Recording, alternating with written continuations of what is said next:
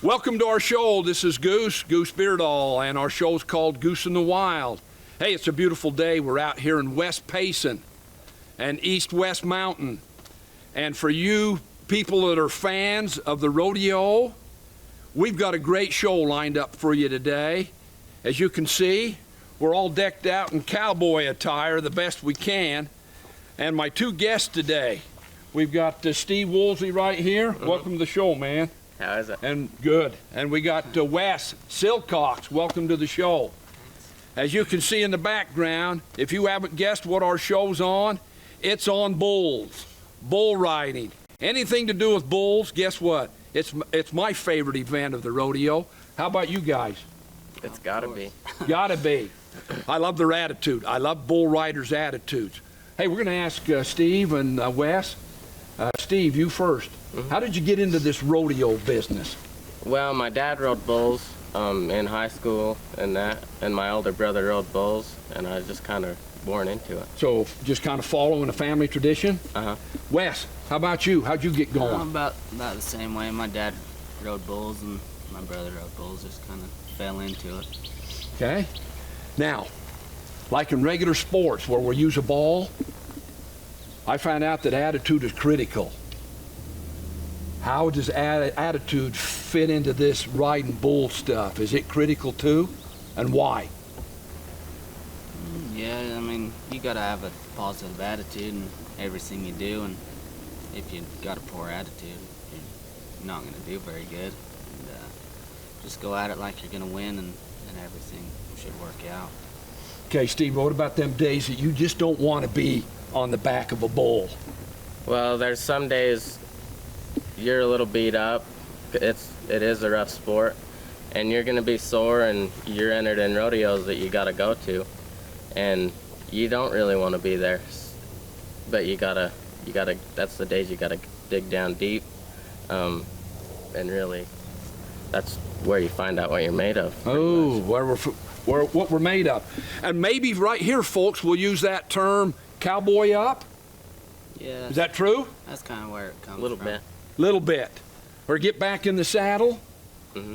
All right, so can you be a wimp and ride bulls? I guess you could be a wimp and try to. Try to. How successful are we going to be if we're wimpy? Well, about in anything, if you go at it half-hearted, you're just not going to cut it. Oh, I like that, half-hearted. And we got some athletes out there that do go half-hearted. And we know who they are, don't we, Bryce? Oh, yeah. Yes, we do. All right, guys, as you can see, this is a beautiful day. We got some bulls. And what's the ladies called back here? Cows. Cows. Oh, just cows. Just cows. Just cows. We got some cows and we got the one bull. Bryce, you want to take a look at him? You got him?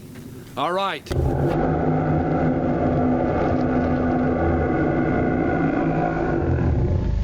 Wes, what comes to mind when you think of the bull? I don't know. Bulls are bred to buck, and they all got their own stock contractors, got their own breeding program, and they kind of know if a bull's gonna buck, and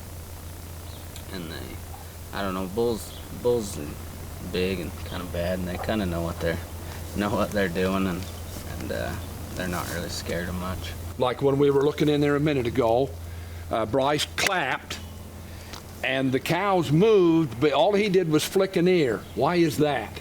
Oh, he's not too worried about us and us doing something to him, but he just knows we're not going to do anything to him. And he knows he's boss in there? Yeah. All right. Steve, when we were coming over, setting up for the show, we were talking about, you've been to some rodeos and fans are holding up signs, and what are the signs saying? They're saying don't abuse the animals and stop rodeo and stuff like that. But in all reality, if we weren't taking care of our animals and they weren't healthy, they wouldn't want to buck like how they perform at the rodeos. They would, if we were hurting them, they'd just run across the pen or lay down. They're just like us. Like if you're hurt, you're gonna lay down. Yeah, they just sold think half interest on 3 bulls for $1 million. So these bulls are well taken care of, and they're pretty expensive. And so when you pay that much for something, you kind of want to take care of it. Okay, it's like having a nice antique car. Yeah. Or a car that you paid some money for. We don't get to go out and abuse it, are we? No. Okay. Well, that's good to know. I thought we'd let you guys know that there are people out there holding up signs. I didn't know that. That's an interesting tidbit that you've given us today. Okay, what else comes to mind with the bull? His makeup. Probably 80%, 75% of bulls have horns, and it's just like any other bull. Some people starting out kind of scared of horns, but really, most of the bulls you're gonna get on are gonna have horns. So what's the rider got to worry about? Is the horns or is it the hooves? Oh, you mostly getting stomped on, and bulls with horns will throw you out of the way a little more. Bulls without horns will just maul you a little bit. Oh. Stomp on you. Okay. Now I'm thinking of those guys that get in those barrels. They sit in the barrels and they wear them kooky looking outfits called the clowns. Mm-hmm. Are they important to rodeo and the riders? Well, the barrel man isn't so much as very important to us as the clowns. Like the clowns will use that barrel to distract the bull a little bit. Okay. But the actual bullfighters are the ones that save our lives. They get in there, and like when we're getting off, if we get in a bad spot, they'll step in there and take the bull away from us. Okay. And I want to know about, have you guys ever been hung up? Oh yeah, I think everybody that's rode bulls has been hung up before. Is that a scary feeling? A little bit, but when you got good bullfighters out there, you know, you kind of feel a little bit more comfortable when you know who's out there protecting you. Look at the work of our bullfighters out here. And a hang-up really isn't that bad, just as long as you know what you're doing. Like, usually what a hang-up comes from is if your hand rolls over and your palm is down and then you can't open your fist. And mostly when you're gonna be hung up the most, it'll be in the well or the spin, like when a bull's spinning, you're on the inside.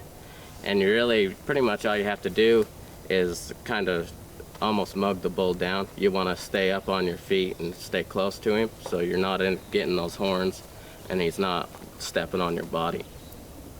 All right, folks. We're going to do a cutaway right here. We'll be back in a minute, and don't touch that remote. All right, we're back, kids and folks.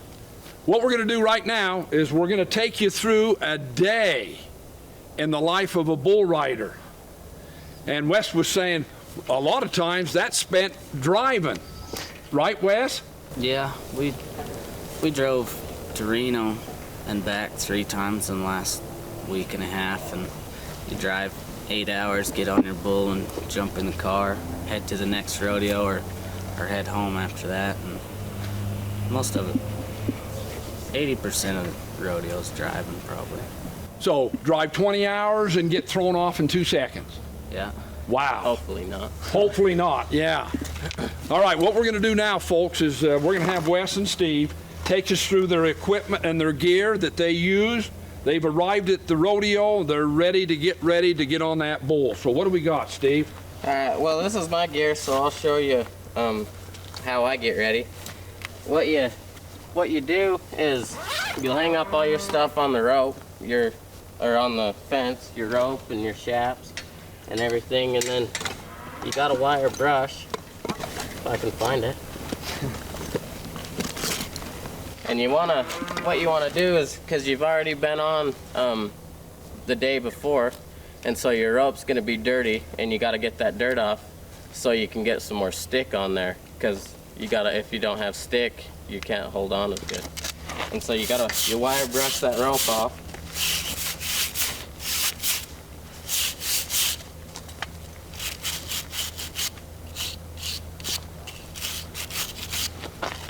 And then they got a bar. This is saddle soap. It'll make with just the saddle soap, it makes it slick. It's not quite as sticky, and you put a little bit of that on there, not too much. And then you got your glove and your rosin, and combined, that's how you get the best stick. Now, I've heard of rosin before in baseball. The pitchers use it to dry their fingers so they can get a better grip on the pitch. Same thing. Same thing? This is a black rosin. They probably just use white rosin. They do, white rosin. And this is black. It's got a little stickier than. All right.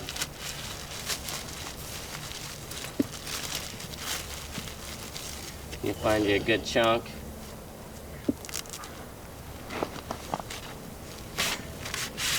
And then you just work that in there.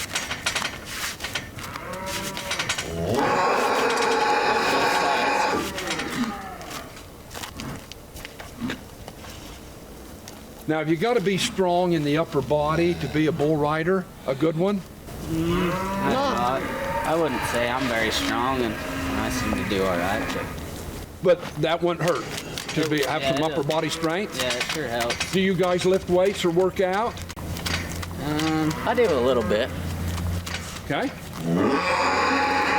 And see. And then after that, you just let that set because that's ready. And you break your boots out. Your riding boots. Everybody usually has their own set of riding boots. Just so you keep your good boots nice. Oh, so you can go dancing with the ladies after? Yeah. All right.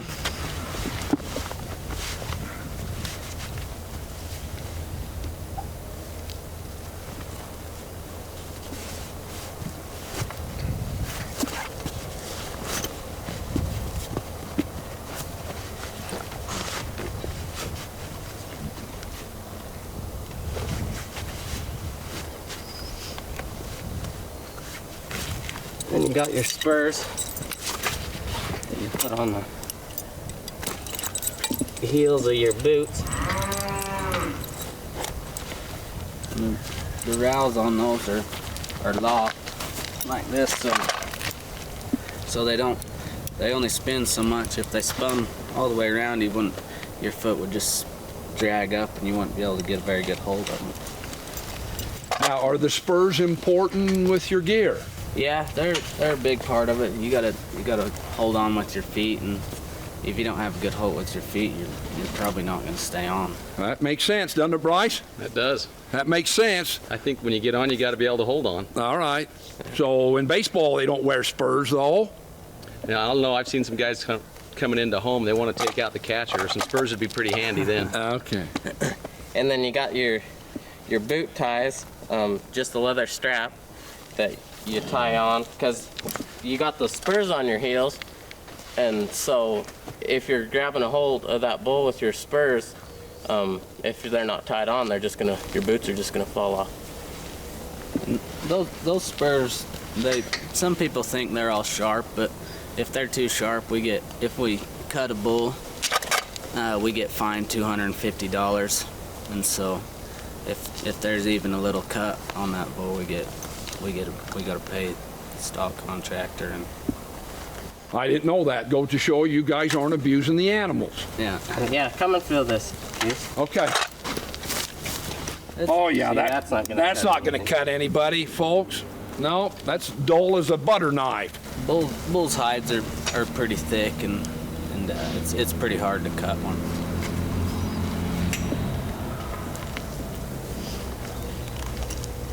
As you can see, people. That's Just tie your boots on so they don't fall off. Okay.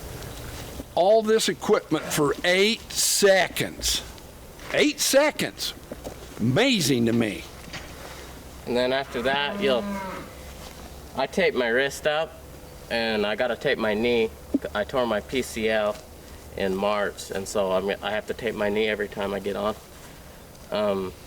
And I'll tape my wrist, and then I'll put my shafts on. And these are to cut down, like if a bull hits you in the leg or something, it kind of dulls it a little bit. I can see that, can't you, Bryce? Yeah. I'd want the paint dulled, wouldn't you? I think so. They protect you in the chute a little bit. Those bulls will lean on you and smash your ankles. Oh. And bull will be leaning real bad on your leg, and those shafts will help protect your legs a little bit. Those bulls outweigh you a little bit, don't they? Yeah. Some guys actually put shin guards on right here, and if a bull's leaning on you, it kind of protects your leg and your ankle a little bit. Okay, now, we always bring the things up with the ladies in here. Is this a sport for girls? Oh, I don't think girls should be riding bulls, but if they really want to, I guess they do whatever they want. Are there any on the tour? Not on the pro rodeo tour, but I think they got their own associations. Oh. That they have. But this is too mean for girls, you think? No, I just don't think girls should be riding bulls. Now, there's probably one girl in our viewing audience she's that's saying, probably man, cussing. you know what, man? She's I'm going to probably- prove you two wrong. And if she can, I hope she does. That, me too. If you can prove these guys wrong, go for it, man. Woman? We're not saying that they can't. We haven't been proved wrong yet. All right. And then got my vest. It's a little warm. I think I'm gonna leave that out. You'll leave that out tonight? Just probably that thick, and it's just foam in there. Now, when Lane Frost got killed, got gored up in Wyoming, was he wearing one of these? No, he didn't. They didn't have vests when he got killed. Is that one of the reasons they came about? Yeah, it's one of the reasons. There's a lot of different guys, but those will help from getting broke ribs, and if you get stepped on, it takes most of it away, and so you're not so sore, and you can keep going to more rodeos. Okay, do you guys ride tonight in Lehigh? Tomorrow night. Oh, tomorrow night in Lehigh. Yeah. Okay. And then I just use tape to get my glove on, and you'll pull the slack out of it. You have a buddy pull the slack out of it, so it's pretty tight. So if you've got nobody that likes you, then what?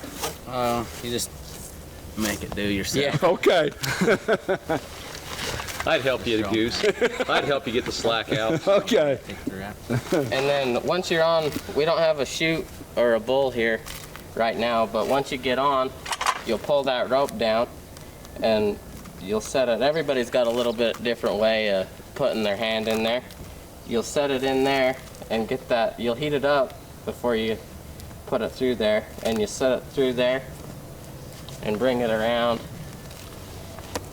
And some people just lace it through there. Mm-hmm. I tuck it through my pinky. It's a little more comfortable, and it helps you hold on a little bit better. Some guys say it's a little more dangerous to tuck it through your pinky, but I don't know. It's in high school and stuff. They won't let them do that, because if your hand gets folded over, it'll tuck that back under there, and Kind of locks your hand in it's there. kind of hard to get out. But Okay, so once you're on the bull and you're tied in and ready to go, what's your thought just before they open the chute? no, I just think to try hard and kind of make it go through my mind what's going to happen. What's she telling us? She might be hungry. Hungry. Okay, so we're going to go to another break, and we'll sum our show up here in just a minute. Be right back.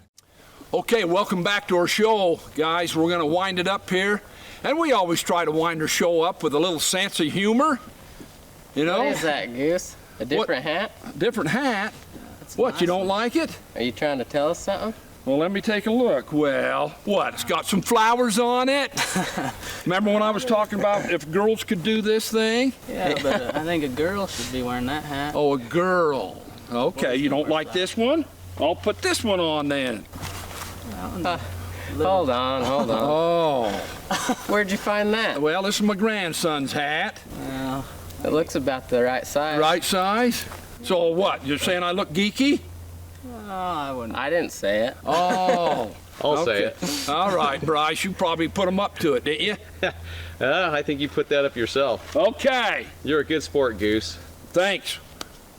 I hear that you made some big money last week. How much was it? Oh, I did pretty good in Reno. It was about 30,000. 30,000? Holy smoke, Bryce. I don't make that in a week teaching school. I had no idea they made that much money. What about you, Steve? Oh, last week it wasn't very good. I went to Pleasant Grove and I was 80, just out of the money, and I was 84 in Reno, and that was just barely out of the money too. So you need to start eating what he's eating for breakfast. yeah. What do you eat for breakfast, pre-game meal? I usually sleep through my breakfast, You sleep through breakfast? wake up for lunch. For lunch, what do you eat for breakfast, pre-game meal? Oh, it depends. I like a good bacon and eggs. Oh, me too. Don't you, Bryce? I do. I'm wondering, though, to get into the money, is it about the rider or is it about the bull? Oh, it's 50-50. I mean, you gotta have a bull that bucks hard and one that's good to ride, and just depends on how good you ride it. Now, what about Vindication? Is that his name? Vicodemus? Oh, Vicodemus. Oh, Vicodemus. That's this bull over here? Yeah. And what do you think of him? Oh, he's been around a while. He's bucked in some pretty good rodeos, and he's a son of Sports Machine, and who was a pretty famous bull. Okay. Do you think I could ride him? Oh, you could try. Try. You guys are probably thinking I'm going to get on this bull. What do you think, Steve? You can use my gear. Oh, wow. I heard a term you guys used. It's the term hot. What does that mean in bull riding? Oh, when we say a bull's hot or high-headed, he's usually a little bit on the fight, and usually a little mean, and usually they're a little more athletic and a little bit more wild. More apt to buck. More apt to buck. So I mentioned after the rodeo, do you go dancing? What do you guys usually do after you ride? Oh, everybody kind of hangs out, and that's a little fun, I guess. Little fun? Yeah. What do? We play bingo? No, They play bingo! Checkers? maybe once. How about shuffleboard? Maybe. Yeah, I like shuffleboard. You like shuffleboard? Go to Houston, they got a pretty good shuffleboard there. All right, see? Play a little There you cards. go. Play a little what? Cards. Cards. You make any money there? Usually lose some. Okay. Hey, All right. Goose, I got to ask you a question. What is it? So you're a coach. I am. You ever coached anybody that's been a bull rider? Oh, Steve Elliott. Up in Roy High School when I student taught. This is a great story. We had the biggest basketball player in the school. He was 6'5", 250. And we played a game called Steal the Bacon. It's where you number the class off, like 1 through whatever, and then 1 through whatever, and you put them on different sides of the mat. The bacon is a towel. Then you call a number like 1. These two would be number 1 on different teams. I'd throw the bacon out in the middle, and whoever could get there the quickest and the toughest to get it back to their team would score a point. Well, this day, they matched up the biggest dude in the school against a real small guy, but they told me he was a bull rider. And they said, watch this. They called their number. The big guy got out there, and he's kind of loping back like it was going to be a cakewalk. Here comes the bull rider, Steve Elliott. Got it, wrestled him down the ground, took it away, and took it back for a point. Love it, man. I love the mentality of the bull riders. You know what? How would you guys be in Steal the Bacon? It might be a little scrappy. Ooh, scrappy. I like that. Scrappy. Did you guys ever hear of Steve Elliott?